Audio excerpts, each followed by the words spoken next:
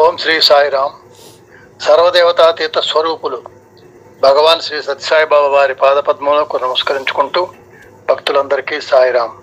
శ్రీకృష్ణుడు శ్రీ సత్యసాయి గ్రంథములో భగవంతుని ఆజ్ఞను పాలించే శక్తి స్వరూపిణి శ్రీ మహావిష్ణువు తాను దేవకీదేవికి జన్మింపబోయే ముందు యోగమాయను పిలిచి, భద్ర, దేవకీదేవి గర్భంలో ఉన్న శేషుడనే నా తేజస్సును తీసుకుని వెళ్ళి నంద గోకులంలో రోహిణీదేవి గర్భంలో ప్రవేశపెట్టు.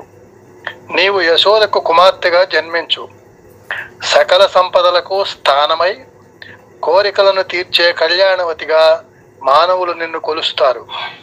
దుర్గా, భద్రకాళి, విజయ, వైష్ణవి, కుముద, చండిక, కృష్ణ, మాధవి, కన్యక, మాయ, నారాయణి, ఈశాన, శారద, అంబిక అనే 14 పేర్లతో మానవులు నిన్ను ఆరాధిస్తారు అని పలికాడు.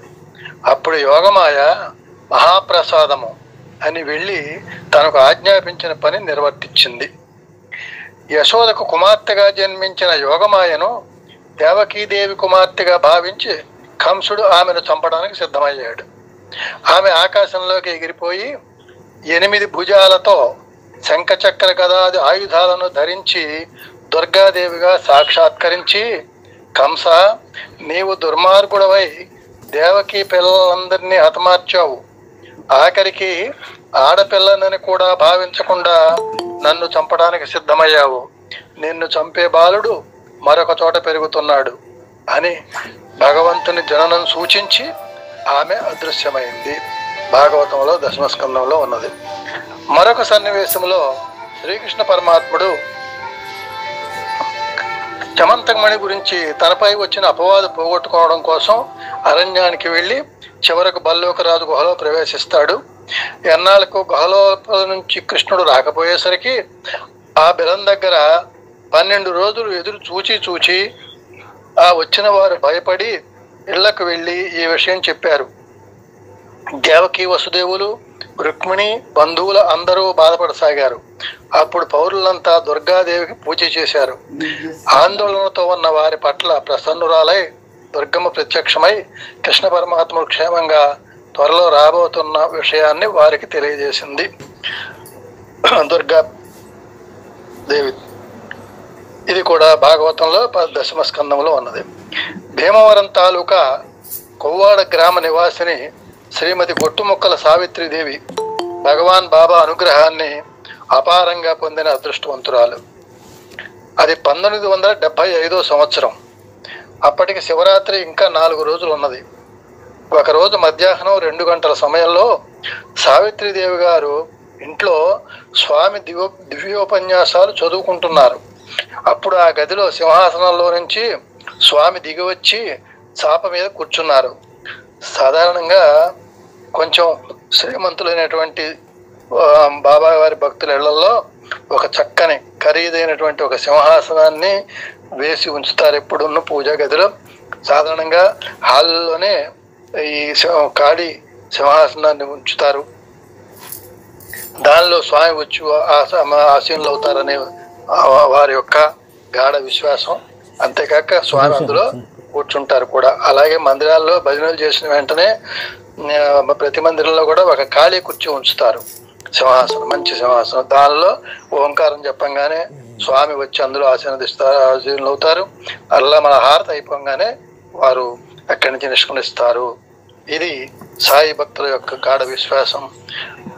అలా కనిపించిన సన్నివేశాలు కూడా మనం 1-2 చదువుకున్నాం. సరే, ఈవిడ అప్పుడు గదిలో సింహాసనంలోంచి స్వామి దిగివచ్చి చాప మీద కూర్చున్నారు. ఇది కల కాదు, జాగ్రత్త అవస్థయే. స్వామి చాలా గంభీరంగా ఉన్నారు. ఆమె స్వామిని తదేకంగా చూస్తున్నారు. స్వామి వెనుక ఒక దివ్య శక్తి స్వరూపిణి నిలబడి ఉన్నది. స్వామి అంటున్నారు, నాకు చాలా దాహంగా ఉంది, మంచినీళ్ళు తీసుకునిరా అన్నారు. సావిత్రిదేవి గారు లేచి వెళ్ళబోయారు. ఎంతలో స్వామి వెనుకన్న శక్తి స్వరూపిణి నేను తెస్తానని, ఎంతలో స్వామి నాకు వాంతు వచ్చేలా ఉన్నది అంటూ ముందుకు వంగారు. వెంటనే సావిత్రిదేవి గారు దోసిలి పడితే దోసిట్లో దివ్య తేజస్సుతో ఉన్న ఆత్మలింగం పడింది. ఆ మందిరమంతా అద్భుతమైన కాంతితో ప్రకాశింపసాగింది. స్వామి అలా 10 నిమిషాలు కూర్చున్నారు. ఆమె చూస్తుండగానే స్వామి కుర్చీలోకి వెళ్ళిపోయారు. ఆ గదిలో దివ్య కాంతి 3 రోజుల వరకు అలాగే ఉండిపోయింది. ఆ సంవత్సరం పుట్టపర్తిలో శివరాత్రి నాడు స్వామి నోటి నుంచి ఆత్మలింగం తీయలేదు. ఈసారి ఒక భక్తురాలికి ఇచ్చి వచ్చానని ప్రకటించారు. 2-3 నెలల తర్వాత సావిత్రిదేవి గారు పుట్టపర్తి వెళ్ళి స్వామిని దర్శించారు. స్వామి ఇంటర్వ్యూ ఇచ్చారు. స్వామి, ఆత్మలింగం ఏమి చేయాలి అని అడిగితే, పరిపూర్ణమైన భక్తి విశ్వాసాలు సడలకుండా అభిషేకం చేస్తూ ఉండు అని ఆమె శిరస్సుపై స్వామి దివ్యహస్తం ఉంచి ఆశీర్వదించారు. శరణాగతి వల్ల అంతిమ సమయంలో అనుజ్ఞ దర్శనము. శ్రీకృష్ణుడు అర్జునుడితో ఇలా పలికాడు: అంతకాలే చ మామేవ స్మరన్ముఖ్య కళేబరం యః ప్రయాతి సమద్భావం జాతి సస్తృత్య సంశయ. తప్పు. అంతకాలే చ మామేవ స్మరాన్యుక్త కళేబరం యః ప్రయాతి సమద్భావం యాతి నస్త్యత్ర సంశయ. అర్థమట, జీవితకాలమంతా భగవత్ చింతనతో గడిపిన వారు అంతిమ కాలంలో నిలకడ కలిగిన మనసు గలవారై నా పూర్ణ స్వరూప దర్శనం పొందుతారు. నన్నే స్మరిస్తూ శరీరం విడిచిపెట్టిన వారు తప్పక నాలోనే లీనమవుతారు, ఇందులో సందేహం లేదు అని కృష్ణ భగవానుడు అర్జునుడితోటి భగవద్గీతలో 7వ అధ్యాయంలో శ్లోకాల్లో చెప్పడం జరిగింది. కురుక్షేత్ర సంగ్రామంలో కౌరవ పక్షంలో సేనాధిపతిగా ఉన్నాడు భీష్ముడు. యుద్ధం ప్రారంభమైన 10వ రోజున ఆయన అస్త్ర సన్యాసం చేసి శరపరంపరల వల్ల శిథిలమైన శరీరంతో అంపశయ్యమై విశ్రాంతి తీసుకొనసాగాడు. 58 రోజులు గడిచాయి. దక్షిణాయనం వెళ్ళి ఉత్తరాయణం వచ్చింది. మాఘమాసం ఆరంభమైంది. భీష్ముడు తనకు దయతో దర్శనం అనుగ్రహించమని శ్రీకృష్ణ పరమాత్మని ప్రార్థింపసాగాడు. త్రిజగన్మోహన నీలకాంతి తను ఉద్దీపింప ప్రభాత నీరజ బంధు ప్రభమైన చేలముపైన్ రంజిల్ల నీలాలక వ్రజ సంయుక్త ముఖారవింద మతి సేవ్యంబై విజృంభింప మా విజయుంజేరుడు వన్నెలాడు మది నావేశించు నల్లప్పుడు. ఒక సూర్యుడు సమస్త జీవులకు తానొక్కొక్కడై తోచు పోలిక, ఏ దేవుడు సర్వకాలము మహాలీలన్ నిజోత్పన్న జన్య కదంబంబుల హృత్సరోరుహములన్ నానా విధానోన రూపకుడై ఒప్పుచునుండు నట్టి హరినే ప్రార్థింతు శుద్ధుండనై అని కృష్ణ పరమాత్మల కోసం ప్రార్థిస్తున్నట్ట. అదే సమయంలో పాండవులతో కూడి శ్రీకృష్ణ పరమాత్ముడు గాంగేయుని దగ్గరకు వచ్చాడు. ఆ స్వామిని పరమానందంతో, ఓ భగవానుడా, దేవదేవ, త్రివిక్రమ, శంఖచక్ర గదాధర, నీకు నమస్కారము. నీవు పరమాత్ముడవు, సనాతనుడవు. ఓ పురుషోత్తమ, నన్ను రక్షించు. ఓ కృష్ణ పుండరీకాక్ష, నాకు అనుజ్ఞ నీవు. నరనారాయణులలో నీవు నారాయణుడు అని నేను తెలుసుకున్నాను. వ్యాస నారదాదులు కూడా నాకు ఈ రహస్యాన్ని తెలియజేశారు. నేను ఈ శరీరాన్ని పరిత్యజిస్తాను. నీవు అనుజ్ఞనిస్తే నాకు ఉత్తమ గతి కలుగుతుంది అని భక్తి పరవశ హృదయంతో ప్రార్థించాడు భీష్ముడు. అది విని శ్రీకృష్ణ పరమాత్ముడు, ఓ పార్థివ, నీవు ఈ దేహంతో ఎటువంటి పాపము చేసి ఎరుగవు. నీవు ఉత్తముడువు, నీకు ఉత్తమ గతి కలుగుతుంది. నీకు నేను అనుజ్ఞనిస్తున్నాను. నీవు వసువు రూపం పొందు అని పలికాడు. భీష్ముడు యోగ మార్గంతో తన శరీరాన్ని విడిచిపెట్టి వెళ్ళిపోయాడు. కృష్ణ పరమాత్ముడు అనుజ్ఞనివ్వటం, భీష్ముడు ఈ లోకం విడిచిపెట్టడం జరిగింది. ఇది భారతంలో అనుశాసనిక పరములో ఉన్నది. భాగవతంలో కూడా ప్రథమ స్కందంలో ఉన్నది. కురుక్షేత్ర యుద్ధం క్రీస్తు పూర్వం 3138 సంవత్సరముల నాడు జరిగింది. భీష్ముడు యుద్ధం చేసింది 9 రోజులు. అంపశయ్యపై పరుండినది 58 రోజులు. శుభకృతునామ సంవత్సరము మాఘ శుద్ధ అష్టమి రోజున భీష్ముని ఆత్మజ్యోతి పరమాత్మలో లీనమైంది. ఈనాడు పంచాంగములను బట్టి భీష్ముడు పోయిన దినము ఏకాదశి అనుకుంటున్నారు. కానీ ఇది చాలా పొరపాటు. అది అష్టమి రోహిణీ నక్షత్రము. కృష్ణుడు పుట్టినది అష్టమి రోహిణీ నక్షత్రమే. కృష్ణుడు పుట్టినరోజునే భీష్ముడు మరణించాడు. ఆ రోజు మరణమునకు పవిత్రమైనదిగా ఆయన భావించాడు. మంచి గడియలలో పుట్టడం కంటే మంచి గడియలలో మరణించడం ప్రధానం. పునర్జన్మకు పునాది అదే అని సత్యసాయి బాబా వారు చెప్పారు. ప్రశాంతి నిలయం మందిరం నిర్మాణం జరుగుతున్న రోజులవి. స్వామిని పెంచి పెద్ద చేసిన సుబ్బమ్మ తల్లి క్రమక్రమంగా నీరసపడుతున్నది. స్వామి సుబ్బమ్మతో, అమ్మ నీకు మరొక సంవత్సరం ఆయుష్ ఉంది అన్నారు. ఆ మాటలు విని ఆమె ఆశ్చర్యపడి ధైర్యాన్ని కూడగట్టుకొని భగవాన్ బాబా భక్తులకు సేవ చేయడంలో ఇంకా పూర్తిగా నిమగ్నమైంది. అయ్యో, సంవత్సరంలో నేను చచ్చిపోతాను అనుకోలేదు. అక్కడ పరీక్ష మహారాజు 7 రోజులు ఎలా పవిత్రంగా గడిపాడో అలా ఈవిడ స్వామి చేయటంతో ఆ ఒక్క సంవత్సరాన్ని సద్వినియోగం చేసుకోవాలని మహా ఉత్సాహంగా సేవలు చేస్తూ కాలం గడుపుతున్నది. క్రమంగా ఆమె ఆరోగ్యం సన్నగిల్లసాగింది. ఆమె పుట్టింటి వారు కొన్ని నెలల పాటు ఆమెను తన గ్రామం తీసుకుని వెళ్ళారు. కానీ స్వామిని విడిచి ఉండటం ఆమెకు ఎంతమాత్రం సంతోషం కలిగించలేదు.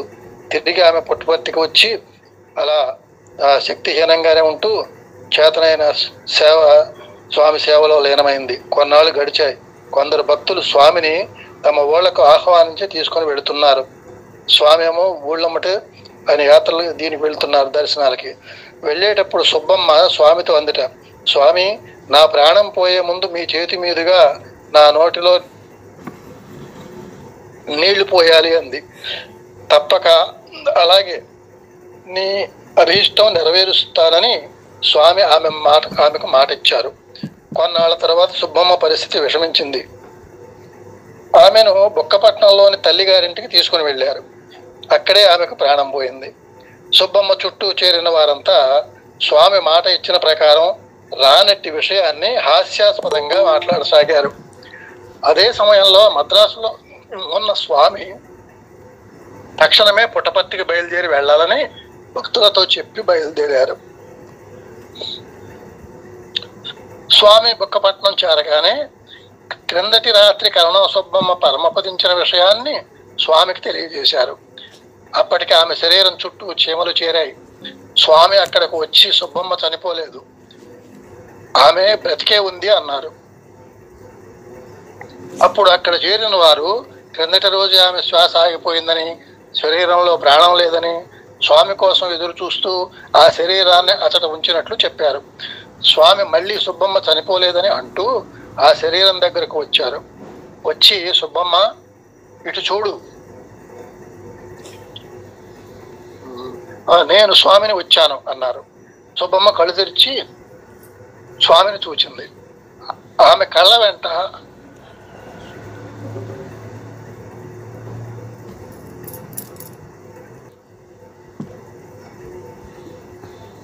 చుట్టూ ఉన్న వారంతా ఎంతగానో ఆశ్చర్యపడ్డారు. స్వామి తన చేతి వేళను ఆ వేళ్ల నుంచి గంగాజలం ఆమె నోట్లో పడుతోంది. ఆమె చప్పరించి గుటకలు వేసింది. ఆమె ముఖంలో ఆనందపు కాంతి వెళ్ళి వెలిసింది. ఆమె స్వామి చేతులు పట్టుకొని కళ్ళు మూసుకొని నిశ్శబ్దంగా సత్యసాయిలో లీనమైంది. ఆమెకు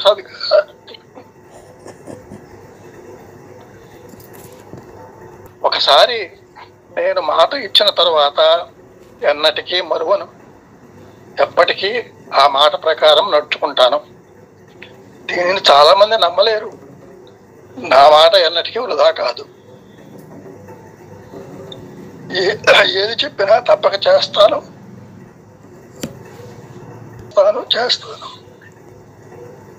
చేస్తాను అన్నారు బాబా. రేపు చదువుతురుగా అయిపోయిందండి. అలాగే